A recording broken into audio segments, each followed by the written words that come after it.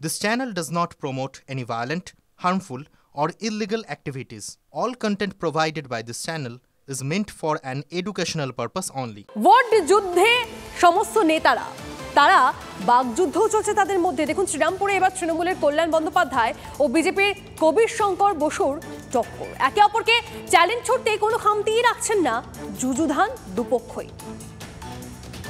আমি তো বলেই দিচ্ছি বাউন্ডারি আমি মারছি, হ্যাট্রিক গতবারে করেছি, বাউন্ডারি আমি মারছি। বাউন্ডারি না, উনি বোল্ড আউট হবেন, 3 বারের সংসদ হতে পারেন, উনি রেডি হয়ে যান। 4 জুন একটা ব্যাগ গুছিয়ে নিন, ওনাকে এখানকার মানুষ বিদায় করতে রেডি। আমি কোনো প্রার্থী সম্বন্ধে কোনো কমেন্ট করবো না। বাপি লাহিড়ী হেরেছে, দেবজিৎ হেরেছে, সিপিএমের এর আগে যারা ছিল তারাও হেরেছে, 2009 থেকে হারছে সিপিএম। আজকে দুর্নীতিতে ডুবে আছে, চুরিতে ডুবে আছে, আজকে তাদের মুখ রাখার এই বাংলায় জায়গা নেই। শান্তশীল থেকে শুরু করে শেষকালে 2বার দাঁড়িয়েছিল আমাদের তীর্থঙ্কর, হেরেছে, আবার সব হারবে, চিন্তা করার কিছু নেই। বসিরহাটে এবার বিজেপির বাজি সন্দেশখালী আন্দোলনের মুখ রেখা পাত্র, কিন্তু রেখাকে নিয়ে প্রশ্ন তুলছেন সন্দেশখালী আন্দোলনকারীদেরই একাংশ। এই প্রার্থী ঘোষণা হয়ে যাওয়ার পরে তার যা ব্যবহার গ্রামের মা বোনদের প্রতি, সেই ব্যবহারই তাকে তার বিরোধী করে তুলেছে। এর জন্য রেখাপাত্র সম্পূর্ণ দেয়। যারা প্রার্থী হয়েছে তারা লোকের দ্বারে দ্বারে যাচ্ছে ভোট ভিক্ষা করতে। আর আজকে রেখাপাত্রের কত সৌভাগ্য দেখুন, রেখাপাত্র প্রার্থী হওয়ার পরে এলাকা ছেড়ে চলে গেছে আর সাধারণ মানুষ তাকে খুঁজছে। তাহলে এটা রেখাপাত্র সৌভাগ্য বলে আমি মনে করি। আর সেই রেখাপাত্র তাদেরকে ফোনে বলছে যে সন্দেশখালীর ভোটের আমার কোনো প্রয়োজন নেই। এটা খুবই দুঃখজনক। এটা সন্দেশখালীর মানুষকে অপমান করা। একাধিকবার ফোন করা হয়েছে, একাধিকবার, মানে একবার নয়, অন্তত যদি কাউন্ট করা হয় অন্তত 50 বার ফোন করা হয়েছে, ফোনটাও রিসিভ করেনি। শুনলাম ইতিমধ্যে আমি শুনলাম যে আমি নাকি বলেছি যে সন্দেশখালীর ভোট আমার লাগবে না। আমি এই কথা তো বলিনি। আর সন্দেশখালীর ভোট আমার লাগবে না আমি এ কথা কখনোই বলতে পারবো না। কারণ সন্দেশখালীর মায়ের ভোট আমি কি নেব? সন্দেশখালীর মায়েদের মুখ হয়ে সন্দেশখালীর মায়েরা আমাকে এই অবধি পাঠিয়েছে, পৌঁছিয়েছে। তাই আমি এই কথা কোনো দিনও বলতে পারবো না। সন্দেশখালীর মায়ের জন্য আমি লড়তে লেগেছি, সন্দেশখালীর মায়ের সাপোর্টেই আমি এখানে এসেছি।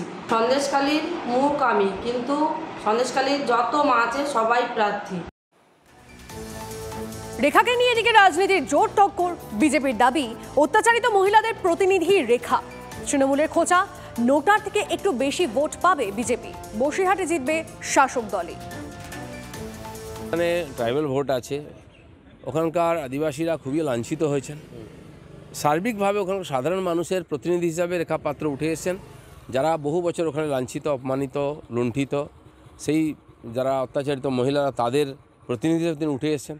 আমার মনে হয় বসিরহাটের মানুষ যে অত্যাচার সহ্য করছেন তার প্রতিবাদ হিসাবে রেখা পাত্রকে জেতাবেন। ক্যান্ডিডেট পায়নি, সেই কারণে প্রতিবাদী মুখ বলে একজনকে, আমি তাকে কোথাও ছোট করছি না, অসম্মান করছি না। নোটার থেকে একটু বেশি ভোট পাবেন। তৃণমূল কংগ্রেস বসিরহাট কেন্দ্রে জিততে চলেছে।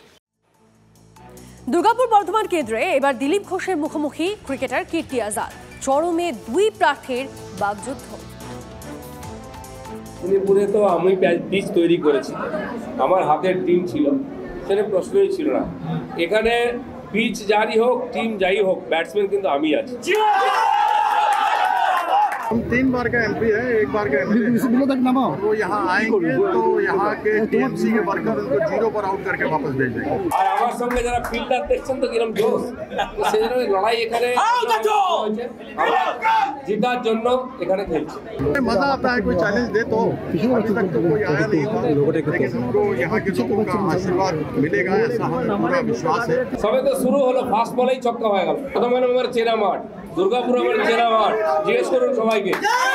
এক একটা এলাকায় আমি সব চিনি আর লোকে আমাকে চেনে। আমি যদি গ্রামে হাঁটি, লোক ডেকে জিজ্ঞেস করবে দিলীপ বাবু। हम क्रिकेट खेले, देश के लिए विश्व कप जीते, तो क्या बाहर के लिए जीते, बंगाल के लिए नहीं जीते? हम तो देश का धरोहर है। গ্রামে হাঁটবো, আমি ভাষণ দেওয়ার লোক নেই, করে দেখানোর লোক। আমি গ্রামে গ্রামে গিয়ে রাত্রে থাকবো, সকালবেলা ওখানে হেঁটে চা খেতে। দার্জিলিংয়ের প্রার্থী রাজু বিসা। বেজায় ক্ষুব্ধ কার্শিয়ংয়ের বিধায়ক বিষ্ণুপ্রসাদ শর্মা। ইতিমধ্যেই রাজুর বিরুদ্ধে লড়ার ঘোষণা করেছেন বিষ্ণুপ্রসাদ। সমস্যা মেটাতে আসরে বিজেপি।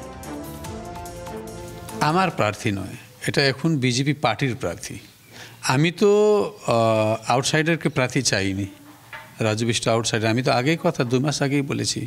চতুর্থবার যে আমরা আউটসাইডার ক্যান্ডিডেট পাচ্ছি, 1.7 মিলিয়ন পপুলেশনে দার্জিলিং লোকসভা ক্ষেত্রে একজনও ভূমিপুত্র ক্যান্ডিডেটের মতন না পাওয়া বিজেপি থেকে, এটা এখানকার লোকের জন্য দুর্ভাগ্যজনক। এটা আমাদের ইস্যুর জন্য ওই ঢাকনি পাঠানো হচ্ছে, ঢাক্কান। আমরা আলাদা রাজ্যের স্বার্থে আমি প্রতিদ্বন্দ্বিতা দিচ্ছি, আর আমি নমিনেশন ভরবো আর লড়ব। রাজু বিস আমাদের মনে হয়েছে, আমি ব্যক্তিগতভাবে মনে করি স্বাধীনতা পরবর্তীকালে সব থেকে ভালো কাজ করেছেন।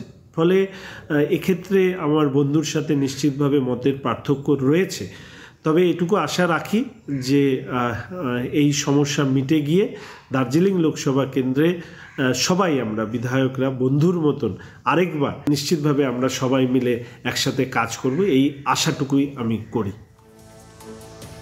এদিকে বহিরাগত ইস্যুতে অভিষেক দিলীপ বাগযুদ্ধ। বাংলায় থাকেন না, বাংলা জানেন না, বাংলাকে গ্যারান্টি দিচ্ছেন, প্রশ্ন অভিষেকের।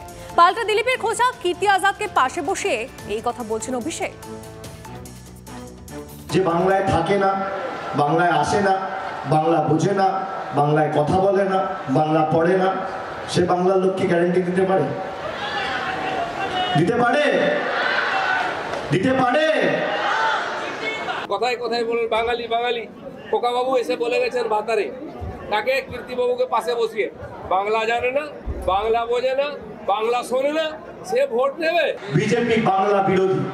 আরে তোমার নিজের নাম দিকে বাঁধিয়ে শত্রুঘ্ন সিনহা আর কীর্তি আজাদ আছে, তাদেরকে বোঝাও। স্বামী বিবেকানন্দকে বলছে অজ্ঞ বামপন্থী প্রোডাক্ট। আমরা এই কারণে বিজেপিকে বাংলা বিরোধী বলছি। বাংলার মানুষ বোকা নাকি? তিনি বাংলা জানেন, বাংলা গান শোনেন। দেখুন, কলকাতা উত্তর কেন্দ্র নিয়ে দলকে এবার সতর্ক থাকার বার্তা কুণাল ঘোষের। এই কেন্দ্রের সতর্কতার সঙ্গে ভোট করতে হবে দলকে। কেন বললেন কুণাল, শুনুন।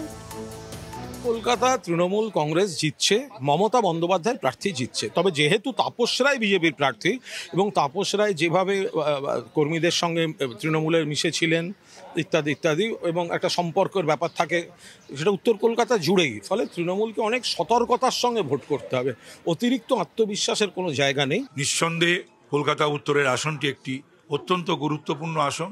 সেখানে আমার দল সর্বভারতীয় ভারতীয় জনতা পার্টি আমাকে যে এখানে মনোনীত করেছেন, আমার কোনো ভাষাই যথেষ্ট নয় কৃতজ্ঞতা জানানোর। এবং নিশ্চিতভাবে যে ভরসা তারা আমার ওপর রেখেছেন, আমিও সেই ভরসার মর্যাদা রাখব। 4 জুন বাংলা জোরে গেরুয়া আবিরই দেখা যাবে। কলকাতা দক্ষিণে এবার বিজেপির দেবশ্রী চৌধুরী ভার্সেস তৃণমূলের মালা রায়। দুই নেত্রীর তরজায় সরগরম রাজনীতি। বরকে উপড়ে দেওয়াটাই আমার কাজ। আগের বার যখন গেছিলাম এই একই শব্দ বলেছিল যে প্রিয়রঞ্জন দাসমুন্সির গড়, আমি বুঝিয়ে দিয়েছিলাম গড় বলে কোনো কিছু হয় না। শুধু প্রিয়রঞ্জনের গড়ে 70,000 সম্ভবত ভোট পেয়েছিলেন গড়ের নেত্রী। ওনার মতো করে বলতেই পারে, কিন্তু আমি কি হবে না হবে সে তো দক্ষিণ কলকাতার মানুষ স্থির করবে। কারুর কোনো পৈতৃক সম্পত্তি না যে দুর্গ বানিয়ে গড় বানিয়ে বসে আছেন। রাজার জামানা নয়, এটা গণতান্ত্রিক ব্যবস্থা। প্রত্যেকটি মানুষের একটি একটি করে ভোটে জনতার রায় নিয়ে আশীর্বাদ নিয়ে ক্ষমতায় যেতে হয়। হাতের কাছে কাকে পাবে, কার সান্নিধ্য পাবে, তাড়াতাড়ি তার কাজটা সমস্যা নিয়ে এলে যেন ইয়ে হয়ে যায়, সেটা তো এখন একটা মানুষ সে যদি কাজ নিয়ে এসে তাকে উত্তরবঙ্গ দৌড়াতে হয়, তাহলে তো সেটা ভেবে দেখার ব্যাপার আছে। সাধারণ মানুষই ভোট দেয়, ভোট দেবে।